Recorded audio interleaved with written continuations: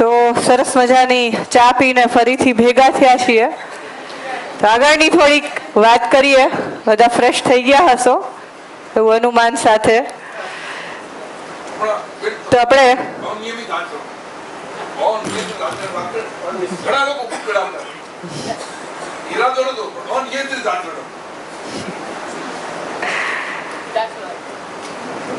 તો આપણે બ્રેક પહેલા જ્યાં વાત થતી હતી મધ્યસ્થ દર્શન શું છે, એ અસ્તિત્વગત જે સચ્ચાઈઓ છે, સત્ય છે, વાસ્તવિકતા છે એ રજૂ કરે છે. અને એને લઈને આપણે આગળ સમજ્યું કે માણસ સિવાય જેટલી પણ વસ્તુ પદાર્થ રૂપે, વનસ્પતિ રૂપે કે પશુ પક્ષીના રૂપમાં દેખાય છે એમાં એક નિશ્ચિત આચરણ છે. અને આપણે આ પોઈન્ટ ઉપર જ્યારે આવ્યા ત્યારે અસ્તિત્વની અંદર જે 4 અવસ્થા છે એમાંથી આ ત્રણેય અવસ્થા એકબીજાને પૂરક ઉપયોગી છે. અને આ ત્રણેય અવસ્થા માણસને પણ ઉપયોગી છે હંમેશા માટે. જેમ કે વરસાદ છે કે પાણી છે તો એ નામ લખીને નથી આવતું. જે જગ્યાએ જેટલી પણ વસ્તી છે, જેટલા પણ લોકો છે, જેટલી પણ વસ્તુ છે એને અનુરૂપ જેટલા વર્ષાની જરૂર છે એ માત્રામાં ત્યાં વર્ષા થશે જ. તો એમાં કોઈ નિશ્ચિત એવું નથી કે વ્યક્તિગત કે આ જ સમુદાય કે આ જ વ્યક્તિને આટલું જ પાણી આપીએ. એ આપણી વ્યવસ્થા છે કે આપણે એમાં ભાગ વિભાગ કર્યા છે. અસ્તિત્વની અંદર જે આખી પ્રકૃતિ છે એમાં કોઈ ભાગ વિભાગ નથી. માણસની અને બીજી અવસ્થાની જરૂરિયાત પ્રમાણે એ વસ્તુ એટલી જ માત્રામાં એ જ સમયે હર હંમેશ ઉપલબ્ધ છે. અને આપણે આની વાત શું કામે કરીએ છીએ? કારણ કે સંપૂર્ણ અસ્તિત્વ એક ધરતી પર આ ચારેય અવસ્થા સાથે જ માણસ જીવે છે. અને એ આપણને કોઈ ખંડ ખંડમાં નથી દેખાતું, એ એક અખંડ સ્વરૂપે આપણને જોવા મળે છે.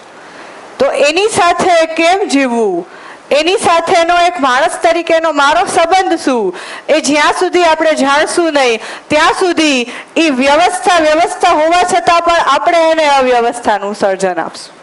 એટલા માટે જ આપણે જે કોરોના વખતેના એક્ઝામ્પલ લીધા એમાં આપણું ધ્યાન કદાચ જશે કે માણસ જો પ્રકૃતિમાં એનું કાંઈ ઇન્ટરફિયરન્સ નથી તો પ્રકૃતિ એની માત્રામાં એની રીતે વ્યવસ્થામાં છે, સંતુલનમાં છે. અને એને શીખવાડવું નથી પડતું, પણ ક્યાંક માણસના લીધે જ એ અસંતુલિત થાય છે. તો એટલા માટે જ એ વ્યવસ્થાને સમજવી જરૂરી છે.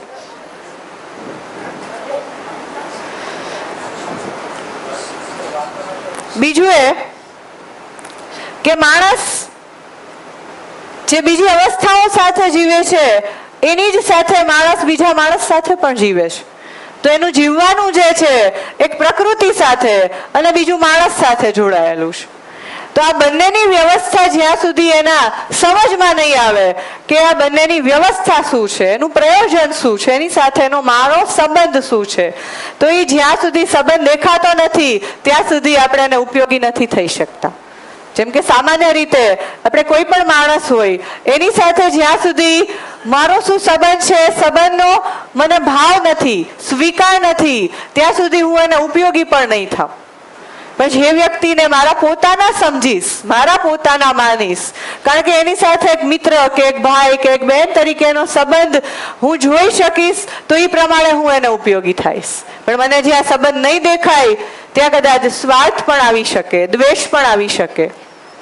તો જ્યાં સંબંધ છે ત્યાં વિશ્વાસ છે, જ્યાં સંબંધ છે ત્યાં સ્નેહ છે, જ્યાં સંબંધ છે ત્યાં સન્માન છે, ત્યાં ઉપયોગીતા છે.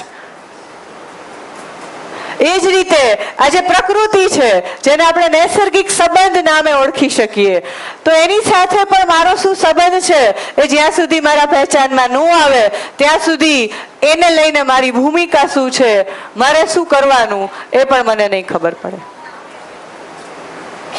અને આ ચારેય એક સાથે બનેલું છે, એકબીજાને પૂરક છે.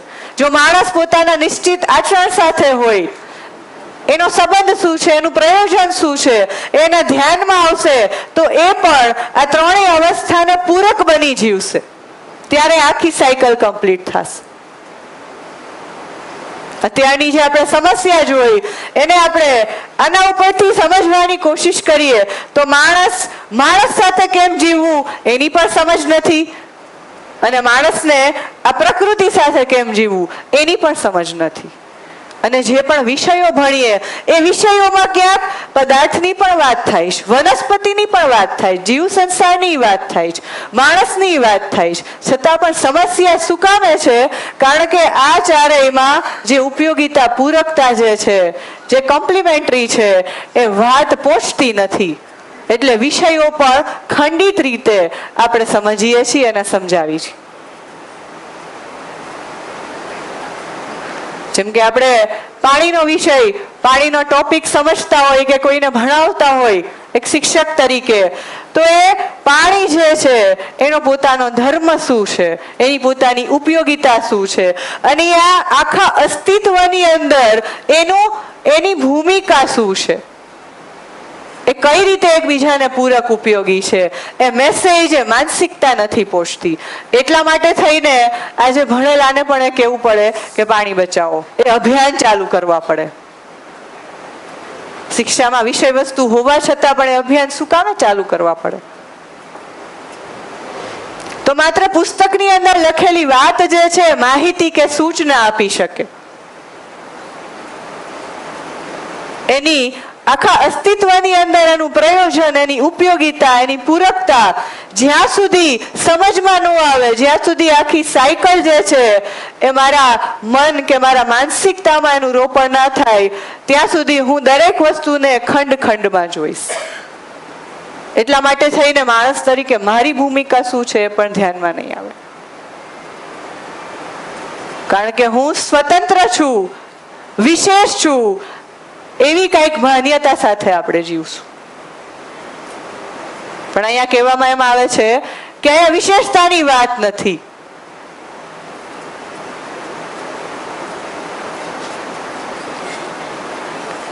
અહીંયા સાર્વભૌમ માણસનું આચરણ શું હોઈ શકે, સાર્વભૌમ માણસ જીવવાનું સ્વરૂપ, એનું લક્ષ્ય શું હોઈ શકે, એનું પ્રયોજન શું હોઈ શકે, તો એ પ્રયોજનની વાત છે. અને પ્રયોજન સાથે જીવતો માણસ વિશેષ નહીં પણ સરળ અને સહજ બનીને જીવશે.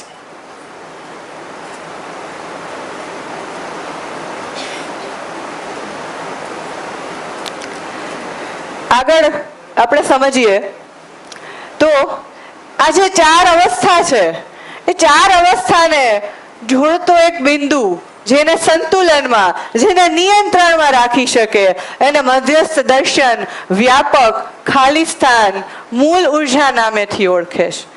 જેને આપણે અત્યાર સુધી ઈશ્વર, પરમાત્મા નામથી આપણે એના પર ઘણી બધી વાત, વિચાર કે માન્યતા સાથે જીવતા હશું. તો મધ્યસ્થ દર્શન એના ઉપર પણ વાત કરે છે, જે તાર્કિક રીતે, તાત્વિક રીતે, વ્યવહારિક રીતે દરેક માણસ સમજી શકે.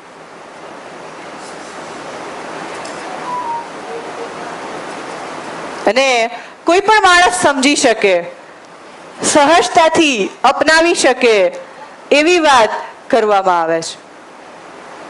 તો આખો મધ્યસ્થ દર્શનનો જે સાર જે છે એ અસ્તિત્વની અંદર રહેલી જે ચાર અવસ્થાની વ્યવસ્થા શું છે, એની સાથેનો ધર્મ શું છે, એનો સ્વભાવ શું છે, અને એની સાથે માણસ તરીકે મારી પાસે જે વિચારવાની કલ્પનાશીલતા છે, ઈચ્છા શક્તિ છે, એને લઈને એને અનુરૂપ આ ચાર અવસ્થા સાથે, આખા અસ્તિત્વ સાથે મારે કેમ જીવવું એની વાત છે.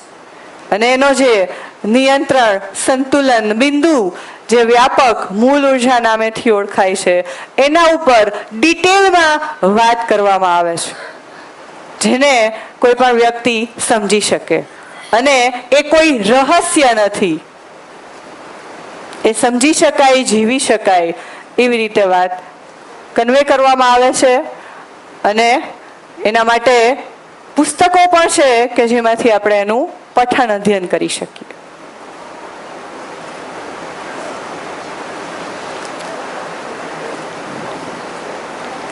તો મધ્યસ્થ દર્શનના જે મૂળ કાર્યક્રમો છે એ આ રીતે છે કે જ્યારે પણ દર્શનનું પ્રતિપાદન થયું આદરણીય નાગરાજજી દ્વારા, અને પછી અનેક લોકો સુધી જેમ જેમ આ વાત પહોંચી એમ લોકોએ એક શિબિરનું નામ આપી આ પ્રસ્તાવને લોકો સુધી પહોંચાડવા માટેની શરૂઆત કરી. તો મધ્યસ્થ દર્શનનો આખો પ્રસ્તાવ 8 દિવસની અંદર પરિચય શિબિર નામે આપવામાં આવતો હોય છે.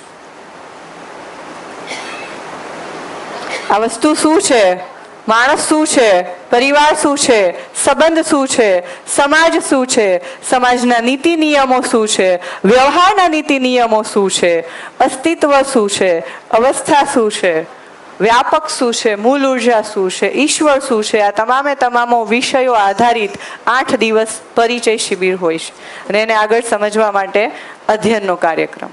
તો મૂળ જે મધ્યસ્થ દર્શન જે છે 14 પુસ્તકોમાં એનું જે સૂચના જે છે 14 પુસ્તકોમાં આપેલી છે, અને જે મધ્યસ્થ દર્શનમાં જે અનુભવ થયેલો છે એ અનુભવ પુસ્તકો રૂપે આપવામાં આવ્યો છે. અને સમજવા માટે આગળ અધ્યયન શિબિરનો કાર્યક્રમ હોય છે અને ઓલ ઓવર ઇન્ડિયામાં ઘણી જગ્યાએ ચાલે છે. તો આપણે શિબિર પૂરી થાય ત્યારે એના પર થોડીક વાત કરશું કે આગળ સમજવા માટે આપણે જે પ્રથમ પરિચય શિબિર હોય એની માટેનો આગળનો શું પ્રસ્તાવ છે. શિબિર પૂરી થશે ત્યારે થોડીક એની આપણે ચર્ચા કરીએ. તો આપણે આગળ જે કાંઈ પણ મધ્યસ્થ દર્શનનો પ્રસ્તાવ સમજ્યા એને અનુરૂપ હવે આપણે માણસ ઉપર કેન્દ્રિત કરી અને વિચાર કરીએ. તો આજે કોઈ પણ આપણે પૂછીએ કે તમારા જીવવા પાછળનું લક્ષ્ય શું છે, તો કદાચ દરેક લોકોના જવાબ અલગ અલગ આવશે. જેમ સવારે મેં એક પ્રશ્ન પૂછ્યો તો બધાએ પોતપોતાના અભિપ્રાય આપ્યા, અને એને આપણે જ્યારે કોઈ એક કોમન ભાષા આપવી હોય તો એ આપણે આપણી નજર સામે જોઈ. એ જ રીતે જ્યારે લક્ષ્યની વાત કરીએ તો અત્યારે બધાના લક્ષ્ય અલગ છે, પણ લક્ષ્ય પાછળની જે આપણી ઈચ્છા કે આપણી ચાહના જે હશે એ ક્યાં આવીને અટકે છે, એ શું કહેવા માંગે છે, એને મધ્યસ્થ દર્શન એક માનવ લક્ષ્ય તરીકે ભાષા આપે છે. અને એવું કહે છે કે અહીંયા કોઈ વિશેષનો કાર્યક્રમ નથી, એટલે કે વ્યક્તિગત કોઈ લક્ષ્ય નથી, પણ માણસ શું છે એના પાછળ એક સાર્વભૌમિક લક્ષ્ય છે. અને એ લક્ષ્ય ને આપણે ટૂંકમાં સમજીએ તો એ છે સમાધાન અને સમૃદ્ધિ. તો સમાધાન ને અહીંયા સમજણ સાથે જોડેલું છે. સમાધાન એટલે આપણે જે ગુજરાતીમાં સમાધાન સમજીએ કે કોઈ વસ્તુનું સમાધાન કરી લઈએ, બરાબર, પણ એમાં ઉકેલ છે કે નહીં તો ભાષામાં આપણે ના પડીએ, પણ સમાધાનને અહીંયા સમજણ સાથે જોડેલું છે. ટૂંકમાં આપણે એવું સમજીએ તો સમજણ કોની, શેના માટે? તો અસ્તિત્વગત જેટલી પણ વાસ્તવિકતા છે એને અનુરૂપ જેટલી પણ વ્યવસ્થા છે એ વ્યવસ્થાની સમજણ, અને વ્યવસ્થામાં મારી માનવ તરીકે, માણસ તરીકે શું ભાગીદારી છે. તો હું એક માણસ છું, તો માણસ હોવા પાછળ પણ એક વાસ્તવિકતા છે. તો માણસ હોવાની વ્યવસ્થા શું છે? તો માણસ હોવાની વ્યવસ્થા ઉપર પણ વાત કરવામાં આવે છે. અત્યાર સુધી આપણે જોશું તો આપણે માણસને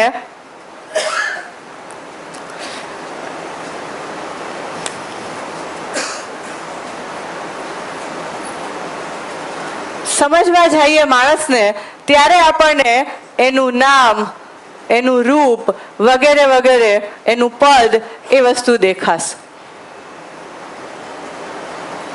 તો ક્યાંક માણસને આપણે અધૂરું સમજ્યા છીએ, કારણ કે માણસ એક શરીર સ્વરૂપે અને એના આધારે આપણને એની અંદર જે રૂપ, રંગ, પદ જે કંઈ પણ દેખાય છે એને આપણે આની સાથે, શરીર સાથે જોડીને જોઈશું. પણ માણસ જે છે એ શરીરની સાથે એક જીવ અથવા જીવન કે આત્મા કે મન, જે કાંઈ પણ આપણે નામ આપવા માંગતા હોય, જે કાંઈ પણ આપણે સાંભળેલું હોય, અત્યારે આપણે વધારે એમાં ભાષામાં ના પડીએ, પણ માણસ, જીવ અને શરીર આ બંને સાથે જ્યારે એનો સમન્વય થાય ત્યારે આપણે એને એક માનવ તરીકે સમજીએ. તો અહીંયા મધ્યસ્થ દર્શન માનવ શું છે, માનવની વ્યવસ્થા શું છે, એનું લક્ષ્ય શું છે, એ લક્ષ્ય ઉપર વાત કરે છે. અને એમાં શરીર હોવા પાછળનું પણ કઈ પ્રયોજન છે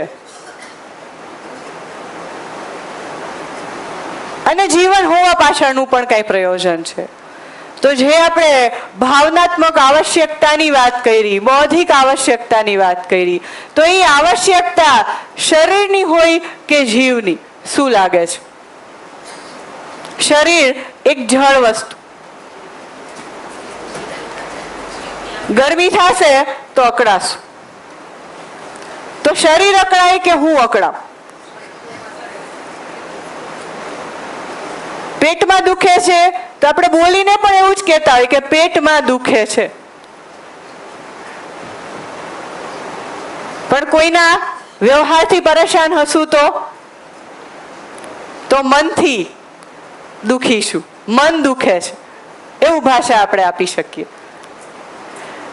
તો કોઈના વ્યવહારથી પરેશાન હશું આપણે તો એની તકલીફ આપણા હાથ પગમાં નહીં થાય, એની પહેલી તકલીફ આપણા મનમાં થશે. શું કામે? કારણ કે મારી જે આવશ્યકતા છે, જે ભાવની આવશ્યકતા છે, એ મને નથી પૂરી થતી દેખાતી. અને એ આવશ્યકતા 24 કલાક મારી સાથે બનેલી છે, જેને હું પોતે નથી સમજી શકતી કે નથી સમજી શકતું.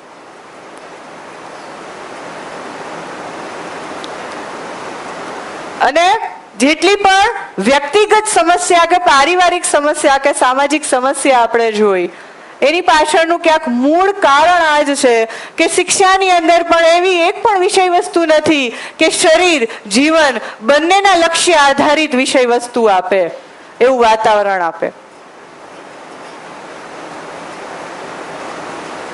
તો મધ્યસ્થ દર્શન માણસ પોતે એક વ્યવસ્થા છે, એ વ્યવસ્થાને કેમ સમજી શકાય, જીવનનું લક્ષ્ય શું છે, એ લક્ષ્ય આધારિત આપણે એક સાર્વભૌમ વ્યવસ્થા સાથે, સાર્વભૌમ આચરણ સાથે, એક નિશ્ચિત આચરણ સાથે કઈ રીતે જીવી શકીએ એની વાત કરે છે. અને એ પ્રમાણે જીવી શકાય એનો વિશ્વાસ કદાચ અમારા લોકોમાં પણ બન્યો છે, એટલા માટે જ આજે આ વાતને બધા સુધી રાખી શકીએ છીએ.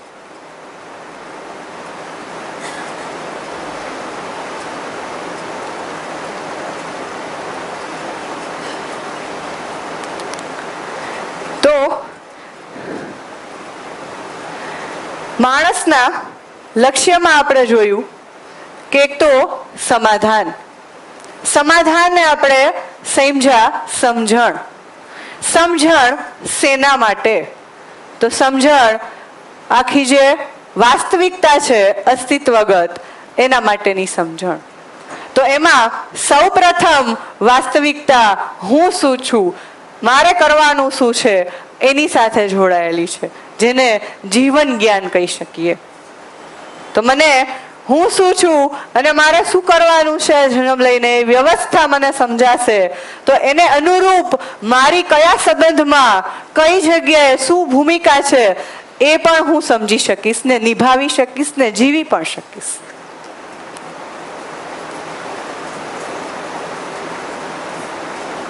એ જ રીતે પરિવાર શું છે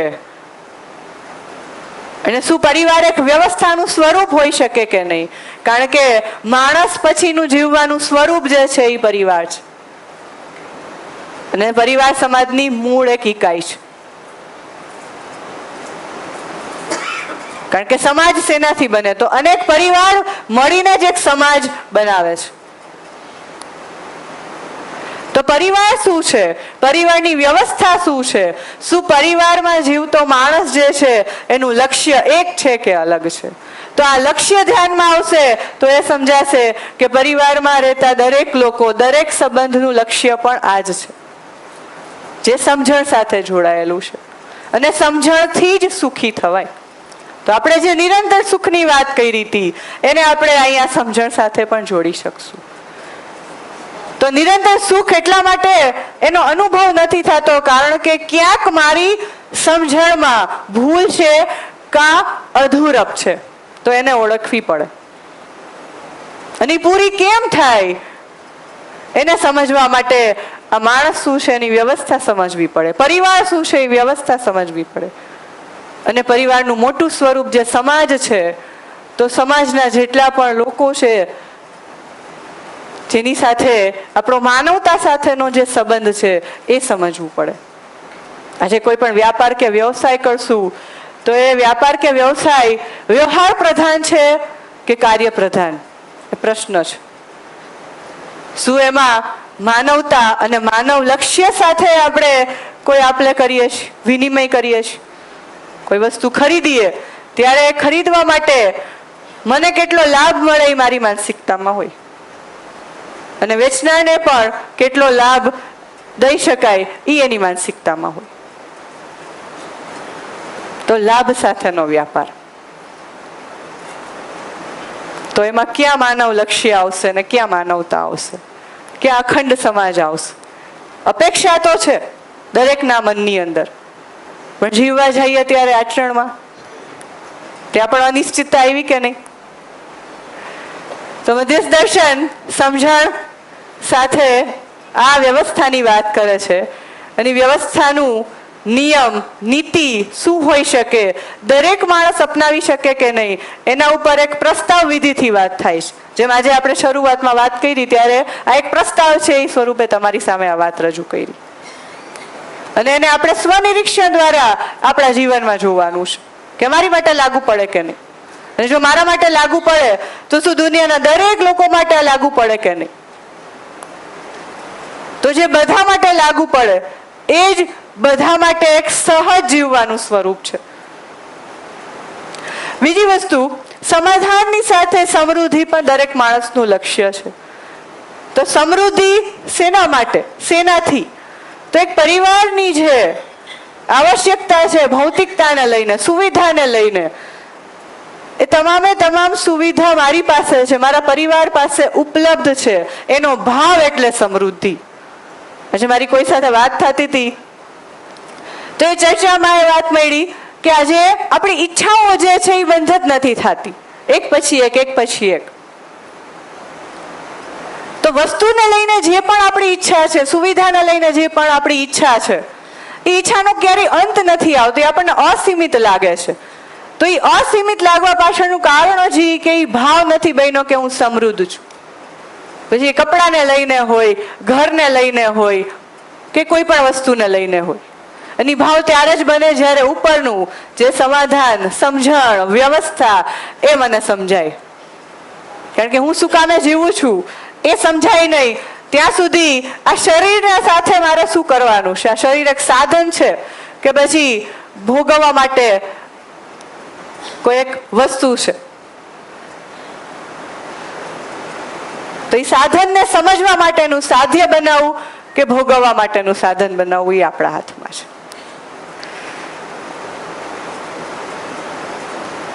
તો મૂળ માનવનું લક્ષ્ય સમાધાન, સમૃદ્ધિ, અને સમૃદ્ધિનો ભાવ સમાધાન પછી જ આવે. જ્યાં સુધી સમજણનું રોપણ મારી અંદર ના થાય ત્યાં સુધી ભાવ જ ન બને કે હું વસ્તુને લઈને સમૃદ્ધ છું, ત્યાં સુધી નિર્ભયતા પણ ના આવે. એટલા માટે જ ભય સ્થાન લાગે છે જીવીએ ત્યાં સુધી. અને જેમ જેમ ઉંમર થાય એમ શરીર કામ કરતું બંધ થઈ જાય, હાલતું ચાલતું શરીર જે છે એ ધીમે ધીમે ડગમગવા માંડે, ત્યારે કદાચ એ ડર વધવા માંડે. અને આપણા મનની પરિસ્થિતિ શું હોય એ વ્યક્તિ પોતે જ જાણી શકે. તો હવે આપણા હાથમાં છે કે આપણી પાસે એક સરસ મજાનો પ્રસ્તાવ આવ્યો છે કે જેને આપણે ખાલી સમય આપી સાંભળીએ અને એને અનુરૂપ મારા જીવનમાં એ ક્યાં મારા આચરણમાં, મારા વ્યવહારમાં આવી શકે કે નહીં, એના ઉપર વિચાર કરી અને આપણે આગળ વધી શકીએ. તો આપણો સમય જે છે ક્યાં આપવા માંગીએ છીએ? એક તરફ એક પ્રસ્તાવ કે જેને આપણે સમજી શકીએ અને સમજશું તો એ ફાયદો મને, મારા પરિવારને, સમાજને, ઘણા લોકોને થઈ શકે.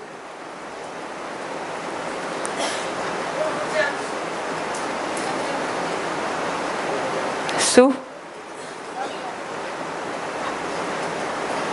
સમજણથી? હા, એટલે વાત હું એ કહેવા માંગુ છું કે આપણી પાસે જે કંઈ પણ સમય છે અને આપણી પાસે એક પ્રસ્તાવ છે, તો આપણે આપણો સમય એક સારો પ્રસ્તાવને સમજવા માટે આપી શકીએ કે નહીં?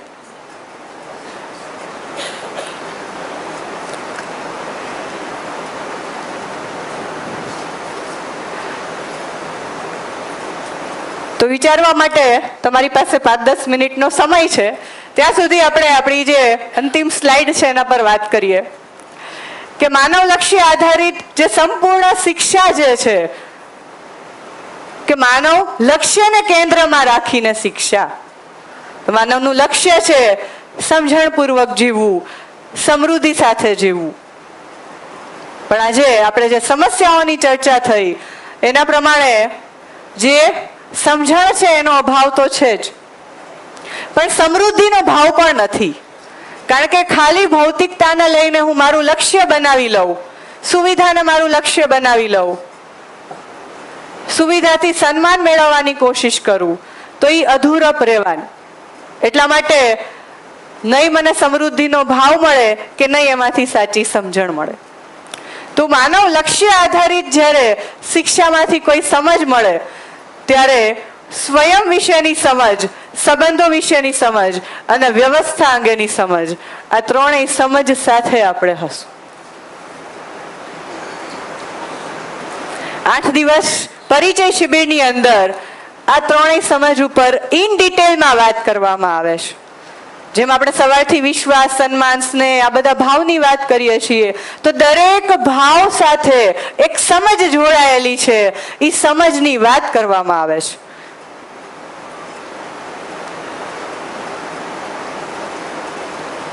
તો અહીંયા મારી આખી વાત હું પૂરી કરીશ. સવારથી આપણે ભેગા થયા હતા ત્યારથી લઈને અત્યાર સુધી આપણે સમસ્યાઓની થોડી વાત કરી, વ્યક્તિગત, પારિવારિક, સામાજિક, પ્રાકૃતિક, અને એ શિક્ષાનો કાર્યક્રમ કેવી રીતે બની શકે, શિક્ષામાં જે અધૂરપ છે એની ઉપર પણ આપણે વાત થઈ. અને આગળ જતા જે લક્ષ્ય આધારિત શિક્ષણ હોય, જે સંપૂર્ણ શિક્ષા છે, સંપૂર્ણ શિક્ષા માટે થઈને માનવને કેન્દ્રમાં રાખીને એની મૂળભૂત આવશ્યકતા છે, એનું લક્ષ્ય છે, એના આધારિત શિક્ષણનું સ્વરૂપ કેવું હોય એની થોડીક આપણે વિડીયો દ્વારા ઝલક જોઈ. અને પછી મધ્યસ્થ દર્શનનો પ્રસ્તાવ શું છે અને પ્રસ્તાવ આપણને શું સમજાવી શકે, એનાથી આપણે કઈ રીતે જીવી શકીએ એની થોડીક આપણે વાત થઈ. તો હવે આગળના પ્રસ્તાવ રૂપે તમારા લોકો પાસેથી આજના દિવસનો જે કાંઈ પણ તમે સમજ્યા હોય કે કંઈ ફીડબેક આપવા માંગતો હોય તો અમે લેવા માંગશું. અને એની જ સાથે આ વાતને વધારે સમજવા માટે 8 દિવસ પરિચય શિબિરનો કાર્યક્રમ હોય છે. તો એ કાર્યક્રમમાં કેટલા લોકો જોડાવા માંગે છે એ પ્રમાણે આપણે આવતા મહિને અથવા નજીકના દિવસોમાં એ કાર્યક્રમનું યોજના કરી શકશું. તો એનો સમય જે છે એ સવારે 9 થી સાંજે 5 વાગ્યા સુધીનો હોય છે અને 8 દિવસનો કાર્યક્રમ હોય. જો 8 દિવસ આપણે 9 થી 5 બેસી શકીએ તો એ વધારે સારું રહેશે. પણ માની લ્યો કે 9 થી 5 બેસવાની 8 દિવસ માટેની અનુકૂળતા નથી તો આપણે દિવસ વધારી શકીએ. એક અઠવાડિયાની બદલે એ કાર્યક્રમ આખો 2 અઠવાડિયામાં આપવો પડે. પણ જો એનું આયોજન કરવું હોય તો એ 8 દિવસનો જે સમયગાળો છે અને એમાં જે પરિચય મળવો જોઈએ આખો પરિચય તમારા સુધી પહોંચે એવી અમારી અપેક્ષા છે. કારણ કે એમાં અધૂરી વાત સાંભળશું અને એને કદાચ કોઈને આપણે વાત કરશું તો એ અધૂરું પહોંચશે. એટલે અમારો ઉદ્દેશ્ય છે કે જે સમજવા માંગતું હોય, પરિચય શિબિરમાં ભાગ લેવા માંગતું હોય, એ આખી વાતને પહેલા સાંભળે અને એના પછી પણ એનો આગળનો કઈ રીતનો અધ્યયનનો કાર્યક્રમ હશે એની માટે પણ પરિચય શિબિર પછી એ પ્રસ્તાવ આપવામાં આવશે. જે લોકો ખાસ મહોલ્લા પ્રોજેક્ટ માટે આગળ વધવા માંગે છે તો એના માટે પણ પરિચય શિબિરનો આખો પ્રસ્તાવ જે છે એનાથી માનવનું લક્ષ્ય, શિક્ષાનું સંપૂર્ણ સ્વરૂપ જે છે એ તમારા સામે આવશે તો તમે એ સારી રીતે નિભાવી શકશો. તો ફીડબેક ફોર્મ એક અમે તમારા પાસે મોકલીએ છીએ અને માઇકમાં પણ તમે તમારો ફીડબેક જે આપવા માંગતા હોય એ માઇકમાં પણ બોલી શકશે. ને ફીડબેક ફોર્મમાં પણ એક આગળની શિબિર માટે તમારી તૈયારી છે કે નહીં એના માટે પણ એક કોલમ છે. તો વિશાલભાઈ કે અંકિતભાઈ તમને ફીડબેક ફોર્મ કઈ રીતે ભરવું એના અંગે થોડી માહિતી આપશે. આજનું આપણે આ કાર્યક્રમ પૂરો કરીએ. તમે મને આજના દિવસ માટે સાંભળી એ બદલ ખૂબ ખૂબ ધન્યવાદ.